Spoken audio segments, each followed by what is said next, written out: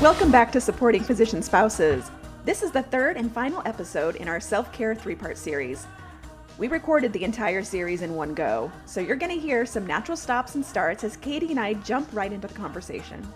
We've already explored emotional self-care and social self-care, and today we're diving into spiritual self-care. It's not just about religion, it's about connecting to awe, stillness, meaning, and beauty.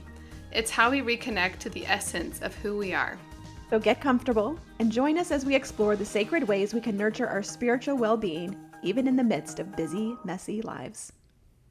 This is one of my favorite. In our last episode, I admitted that my foundational physical habit was movement. Well, spiritual self-care is neck and neck with movement. I can kind of drop into awe pretty easily. I feel like it's just how my brain works. But yesterday, I was having a hard time with one of my children, and I know that some of us grew up with parents who would kind of distract a child from big emotion. But rather than distracting, I just wanted to redirect. So I said, let's go outside together. And I just started to pick up these sticks. My kids have a collection of sticks because they are everything in creativity play, right? And under one stick, I was banging them together and I was like, ooh, something squishy. And we noticed slugs. So then we started to turn over all the sticks and we tried to count how many slugs were there. And then that led to my son lifting up rocks. We were just counting worms. And this sounds so silly, but it really grounded both of us and led us into this awe and wonder that nature can provide for us. Yeah, that's absolutely amazing. And it reminds me, I need to probably get outside a little bit more today. I was at the American Medical Association Alliance annual meeting last year. They had somebody come in and they talked about the power of awe. I think there might even be a book by that same name, but she showed this video clip, and I'll find it and put it in our show notes, that started like zoomed in on a person's eye and then it went into the eye. I mean, I know this is all the power of video. You can't actually do this. And then what they displayed after was just phenomenal. But to have all of that, just like the beauty of the earth, the spaciousness of the sky. And then another clip was this amazing vocal performance with a huge orchestra. You know, just the things that give you goosebumps on your arms. But the things that if we're not paying attention to and if we're not really focused on them, we entirely miss them. They're there and they're gone. Like the rabbit that's like jumping across my front yard. If I'm not paying attention, I'm not going to see it. But when I actually spend some time looking outside and focusing on the beautiful grass, I can see all of these little things happening, the slugs and the birds and all of the things that you don't pay attention to when you're just going to check the mail or on the way back if you're not looking for them. There really is such power in being outside. And maybe that's why grounding is so popular, you know, touching grass, as my kids say. Seriously. Got to put your feet in the grass. You got to touch grass. I will that. say, for me, speaking of grass, I remember we had just come home from Arizona and it was right at the transition between coming out of winter and it was turning into spring. When we left, we could see like little green buds on the tree, but the grass was still brown. And then we came home and all of a sudden the world exploded into green. And every day for the next couple of days, we went from tiny leaves to full leaves like overnight. And just the intensity of the green of the grass and the green in the trees was just like, this is the most beautiful thing that I have ever seen, is this particular shade of green. I find so many analogies in nature. You're talking about this blossoming in spring and how sometimes the winters of our life feel so long and like nothing's happening.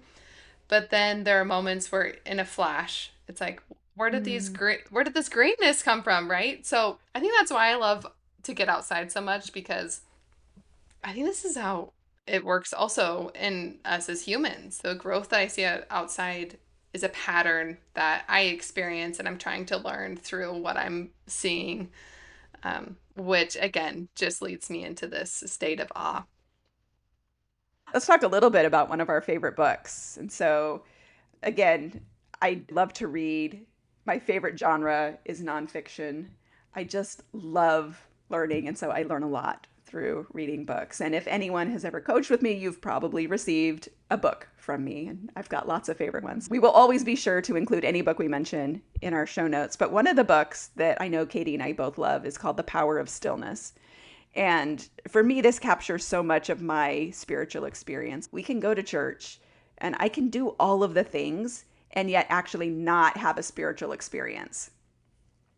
And so, just this conversation about being outside, that is an opportunity to be still because I'm usually going outside to experience something, to feel something.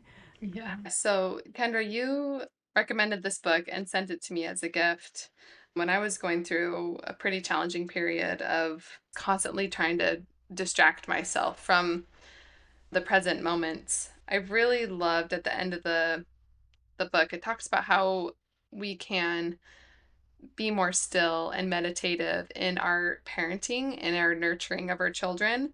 And I loved learning about this because I always kind of felt like there was no way for me to find the silence I needed to meditate in this phase of life. In this book, I learned differently that truly, with the help of our children, we can practice meditation. Towards the end of the book, it says, without their own moments of stillness during the day, meaning the parents, reading, writing, meditating, parents inevitably bring their own inner turmoil into the fabric of family life. And as much as I wish this wasn't true, it really is true. My emotions really are modeled to my children, and they are a mirror of what I'm giving off. In fact, we find that my husband and I are both around, that if one is in the kitchen and one is just sitting in their space, there is calm, there is order. And really, it's because of neuroscience. Maybe, Kendra, you can interject vicariously through your husband, but it's the mirror neurons that they are like receiving messages and mirror the energy that we bring into it. So as I'm present with them, they can stay engaged in the work that they're doing and have more spiritual self-care in their lives too. Meditation can scare people away, which is why, like the authors of this book in their subtitle, they use the word mindful living.